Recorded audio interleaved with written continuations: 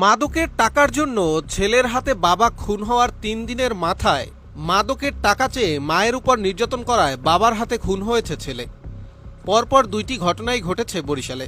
গত ২৭ তারিখ দুপুরে মাদক কেনার জন্য বাবার কাছে টাকা চান ছেলে শিমুল, কিন্তু বাবা মাদক কিনতে টাকা না দেয়ায় বাবার গলা আইফোন সহ সকল মোবাইলের সমস্যার সমাধান রয়েছে বরিশাল মিরাজ টেলিকমে। ছুরি ঢুকিয়ে বাবাকে হত্যা করে একমাত্র ছেলে শিমুল। প্রায় টাকা চাইতো, টাকা না দিতে পারলেই বাবারে মারধর করতো মাঝে মাঝে।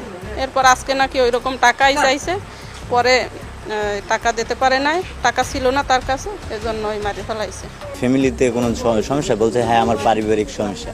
তারপরে আমি একটু সামনে আগাইছি পর একটা চিৎকার শোনার পরে আমার লগে আমার একটা ফ্রেন্ড আছে, লোক ও আমার বলছে যে দেখ কি হয়েছে।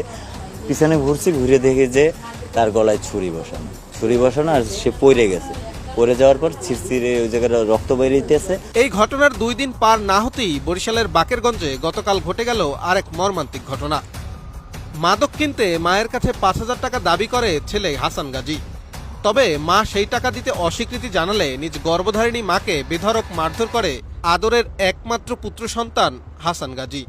নিজ স্ত্রীকে সন্তানের মারধরের হাত থেকে বাঁচাতে অসহায় পিতা সন্তানের শরীরে লোহার রড দিয়ে আঘাত করলে ঘটনাস্থলেই প্রাণ হারান মাদকাসক্ত ছেলে হাসান গাজী। এই ঘটনায় সন্তানকে হত্যা করে থানায় এসে আত্মসমর্পণ করেন বাবা জাফর গাজী। আর মায়ের গায়ে খুব অত্যাচার করছে, আর মায়ের একটা লাথি দিয়েছে, আর মা অনেক দূরে পড়ে গেছে। তো আত্মরক্ষা করার জন্য আমার কিছু করতে হইবে, আমার স্বামী হিসেবে কর্তব্য আছে।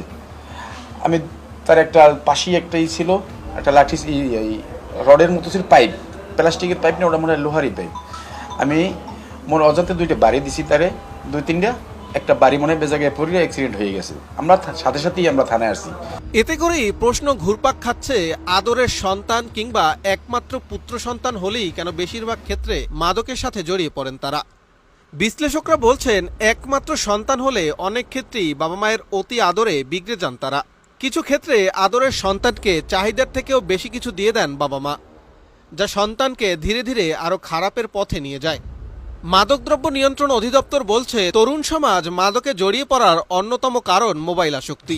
তাই নিজ নিজ সন্তানকে মাদক থেকে দূরে রাখতে পারিবারিক সচেতনতা ও সন্তানকে বাবা মায়ের বেশি সময় দেওয়া উচিত বলে মনে করেন বরিশাল মাদকদ্রব্য নিয়ন্ত্রণ অধিদপ্তরের এই কর্মকর্তা। না, কারণ তো অনেকগুলাই। একটা তো বন্ধু বান্ধবীদের চাপ, পিয়ার প্রেশার যেটা আছে, একটা অ্যাভেলেবিলিটি বা যেটা সমাজে মাদকের পাওয়া যাচ্ছে, সামাজিক যোগাযোগ মাধ্যমে এডিক্টেড, এটাও কিন্তু একটা এডিকশন। মানে ইয়াবা আসক্ত তো আছেই, তার সাথে একজন আছে মোবাইল আসক্ত।